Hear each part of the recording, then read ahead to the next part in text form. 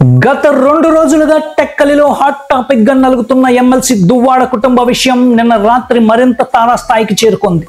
తమని ఇంట్లోకి అనుమతించకుండా గేట్ బయటే ఉంచడంతో గేట్ల తాళాలను యంత్రాల సహాయంతో కట్ చేసి మరీ లోపలికి ప్రవేశించారు దువ్వాడ శ్రీనివాస్, సతీమణి, వారి పిల్లలు. ఇంట్లో తాను లేని సమయంలో ప్రవేశించిన తీరును తప్పుపట్టారు దువ్వాడ.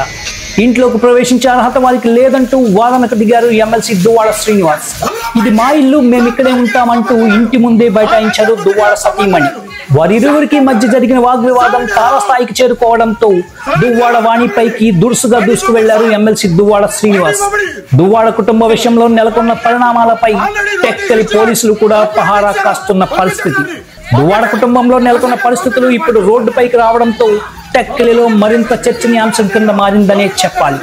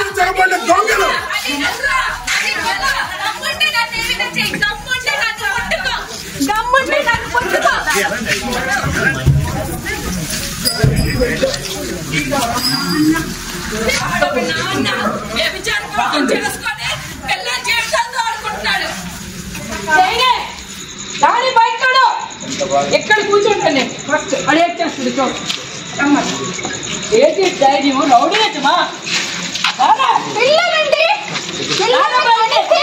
పిల్లల్ని లంచ కూర్చోండి ఆడే జన్మచ్చాడండి బయటకు రారా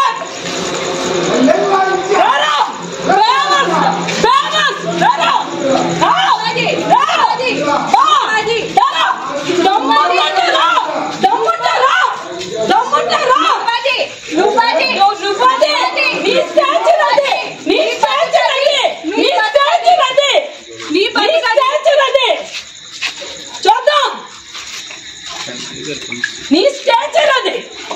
ఎవరిరా మాట్లాడుతున్నావు? నీ అన్నదమ్ముడు ఒక లంచ, నీ అమ్మ ఒక లంచ, నువ్వు ఒక లంచ. మీరు బేవర్స్ పనులు చేసుకొని ఎవరి ఫ్యామిలీస్ డ్యామేజ్ చేస్తారా? ఇంకొక అమ్మ బాబు అప్పకు పుట్టినరా ప్రపంచం వల్ల చూస్తుంది మీ పెద్ద భాష. తలుపు వేయొద్దని చెప్పండి. ఎందుకు తలుపు వేస్తున్నారు? తలుపు తీయమని చెప్పండి. దమ్ము ధైర్యం ఏమైనా ఉంటే ఒకే అబ్బని పుడితే తలుపు తీయండి. నాకు తెలిసి మీరు ఒక అబ్బ పుట్టండి 100% గ్యారంటీ. మరి వాళ్ళు డోర్ వేస్తున్నారు. ఒక అబ్బకు పుట్టలేదు కాబట్టి వాళ్ళు ఆబ్వియస్లీ డోర్ వేస్తారా? ఒక అబ్బకు పుట్టినాయి అప్పుడు డోర్ చేస్తారు.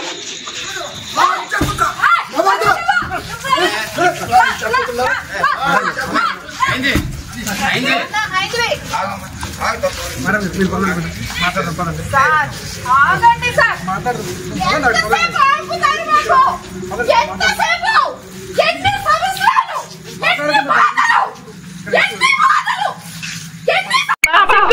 దేవుడు అంచ పెడతా. నాకు మీ డబ్బులు వద్దు, నాకు